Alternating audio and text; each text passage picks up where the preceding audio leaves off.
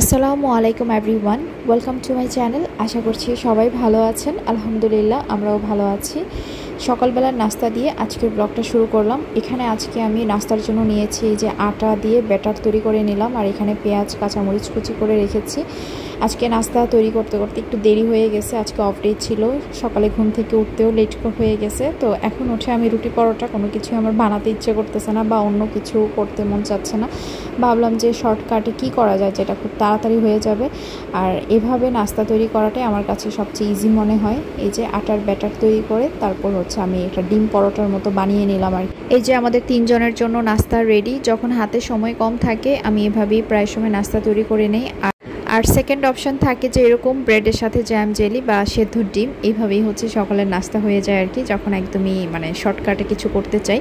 তারপর আমার হাজব্যান্ড নাস্তা খাওয়ার পর বাজারে গিয়েছিল, এই তো সে বাজার করে চলে আসছে। এখন আমি জিনিসগুলো গুছায় রাখবো, তারপর রান্নার প্রিপারেশন করে নিব আর কি সব কিছু। তো এখানে প্রয়োজনীয় কয়েকটা জিনিস ছিল, আর এখানে ভেন্ডি নিয়ে আসছে, তারপর ছিল শসা, লেবু, তারপর ধনেপাতা, কচুরমুখী, যেটা কচুর ছড়া, অনেকে এটাকে কচুরমুখী বলে, আর মাছ, মুরগি।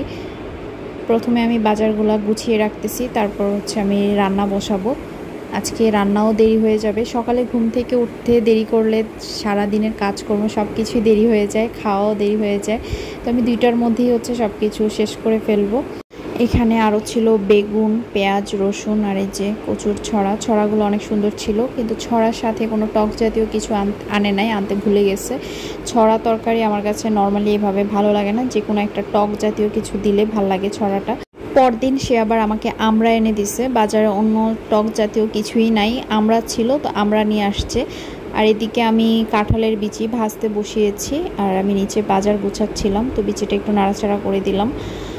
কাঁঠালের বিচির ভর্তা বানাবো আজকে, জীবনের প্রথমবার। আমি যখন আমার ব্লগে কোনো কিছু প্রথমবার করি সেটা শেয়ার করি, অনেকেই আছে এরকম এসে আমাকে কটু বাক্যে কমেন্ট করে যে আপনি সব কিছুই জীবনে প্রথমবার করেন। আরে ভাই, জীবনে যেটা প্রথমবার আমি করতেছি বা কোনো কিছু বানাচ্ছি প্রথমবার, সেটা বলতে আমার সমস্যা নেই যে আমি প্রথমবার করতেছি। টাইটেল বা ক্যাপশনে যদি আমি লিখি তাহলে সমস্যা কোথায়?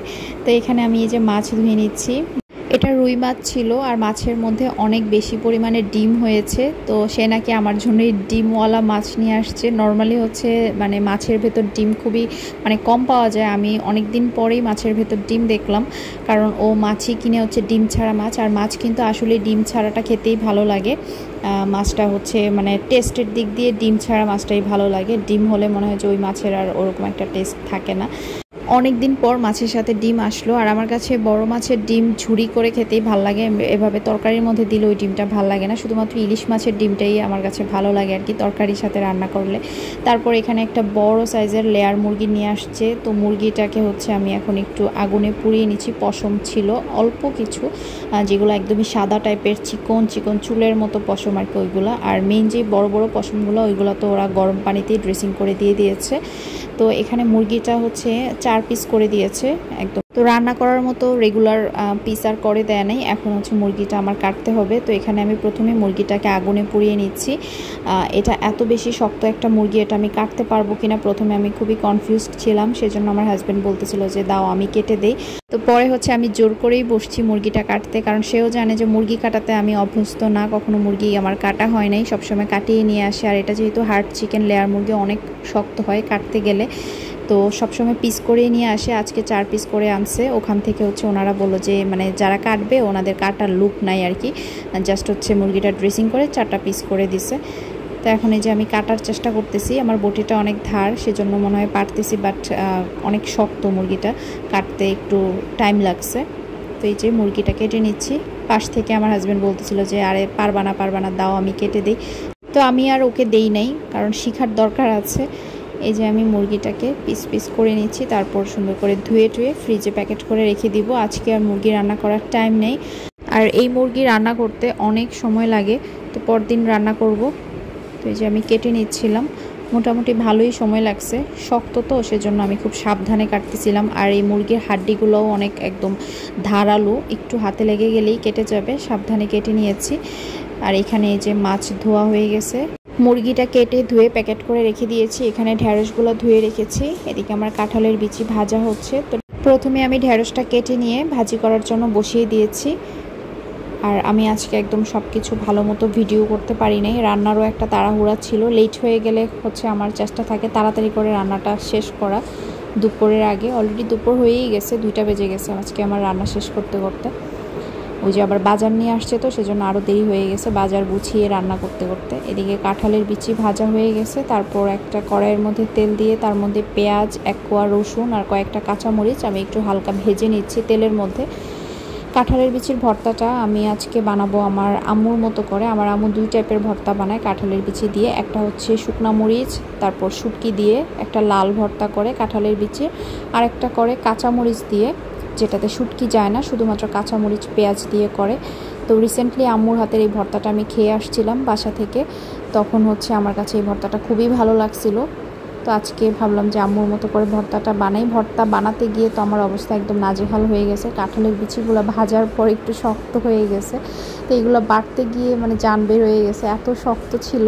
এই যে ভর্তা বানানোর জন্য আমার সব কিছু রেডি। এদিকে ঢেঁড়স ভাজি হয়ে গেছে, এখন আমি ভর্তাটা বানাবো। এই ভর্তার সাথে আমি আরও দিব কাঁচা পেঁয়াজ আর হচ্ছে ধনেপাতা। এই যে আমি সব কিছু রেডি করে নিয়েছি আর পাটায় বেটে এখন ভর্তাটা আমি বানিয়ে নিলাম। বানানো শেষ, এখন হচ্ছে দিয়ে দিচ্ছি সরিষার তেল। সরিষার তেল দিয়ে সুন্দর করে ভর্তাটাকে মাখিয়ে নিব। কাঁঠালের বিচিগুলো বাটতে অনেক অসুবিধা হয়েছে, একটু শক্ত ছিল কয়েকটা বিচি, কিছু নরম ছিল আবার কিছু একটু বেশি শক্ত হয়ে গেছে। এই কাঁঠালের বিচির ভর্তা বানানোর সময় আমার আজকে শুধু আম্মুর কথা মনে পড়ছিল। আমার আম্মু এই ভর্তাটা অনেক বেশি বানায়। কাঁঠালের বিচি হচ্ছে যখন সিজন থাকে কাঁঠালের বিচির, তখন এই ভর্তাটা বেশি পরিমাণে বানায় আর এত মজা হয় আম্মুর হাতের ভর্তাটা। তো আম্মু হচ্ছে এখন নতুনভাবে এই ভর্তাটা বানাচ্ছে, পেঁয়াজ আর মরিচটাকে তেলে ভেজে আর সাথে একটু রসুনও ভেজে দেয়। তো এরকম করে ভর্তাটা বানালে আসলেই মজা হয়। আজকে আমার ভর্তাটাও খুবই মজা হয়েছে। এই যে আমার ভর্তা বানানো হয়ে গিয়েছে, তারপর হচ্ছে আমার মাছ রান্নাও হয়ে গেছে। তো মাছটা হচ্ছে আমি পেঁয়াজ দিয়ে একটু ভুনা করেছি। তো এই ছিল আজকে আমাদের দুপুরের খাবার। দুপুরে খাওয়া দাওয়া শেষ করে বিকেলবেলা আরিশের বাবা বললো যে চলো আমরা একটু বাইরে থেকে ঘুরে আসি, একটু ফুচকা টুচকা খেয়ে আসি আর একটু সুপার শপ থেকে কিছু শপিংও করে আসি। যদিও আজকে আমার বের হতে ইচ্ছে করছিল না, তারপর আমাকে মানে জোর করেই নিয়ে গেছে। আর এদিকে আরিশ তো পাগল হয়ে গেছে, মা চলো চলো আমরা ফুচকা খেয়ে আসি। তারপর ওর বাবা আমার বোনকেও ফোন দিতে বলল, তো বোনকে ফোন দিয়ে জানতে পারলাম যে সে আছে গাউসিয়া নিউ মার্কেটের ওই সাইডে, ও একটু শপিং করছে। তারপর ওর আর আসা হয় নাই আজকে, তো আজকে ওর সাথে দেখা হবে না। তো এই তো আমরা রেডি হয়ে এখন বের হয়ে যাচ্ছি।